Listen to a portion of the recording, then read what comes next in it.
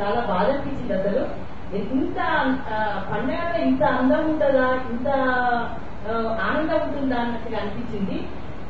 ఈ వినాయక చవితి నుంచి మొదలుకొని వినాయక చవితి గాని, బొడ్డెమ్మ పండుగ గాని, బతుకమ్మ పండుగ గాని, ఇందులో ఒకటి నాకు ఒక కామన్ పాయింట్ కనిపించిందండి. ఏంటంటే బొడ్డెమ్మకైనా, బతుకమ్మకైనా, వినాయక చవితికైనా మట్టిని, పూలని మళ్ళా అదే మట్టిలో, పూలలో కలిపేసుకుంటాం. అంటే ప్రకృతిలో లయం చేయడం మాత్రమే ఇది నాకు కనిపించిన విశేషం. కానీ మనం కూడా ప్రకృతితో లయం అయ్యి వాటిని మన జీవితంలో భాగంగా చేసుకొని ఇవన్నీ మనం ఆడి పాడి సంతోషంగా వాటిని పూజించడం అనేది చాలా గొప్ప సంప్రదాయం అనిపించింది నాకు.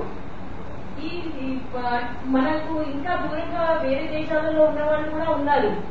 వాళ్ళు కూడా ఈ మధ్యన వాళ్ళు స్టార్ట్ చేశారు. ఏంటంటే బతుకమ్మలు మనం కూడా మన దగ్గర కూడా ఆడాలి అన్నట్టుగా వాళ్ళు ప్రతిరోజు ఆడి, ఈ గల్ఫ్ తెలంగాణ అసోసియేషన్ మా తమ్ముడు ప్రెసిడెంట్ అండి.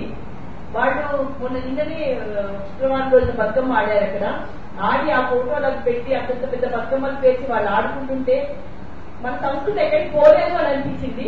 కాకపోతే ఏంటంటే మనం దాన్ని కొంత నెగ్లెక్ట్ చేశాము. ఇప్పుడు మళ్ళా మనం దాన్ని పునరుద్ధరించుకుందాం.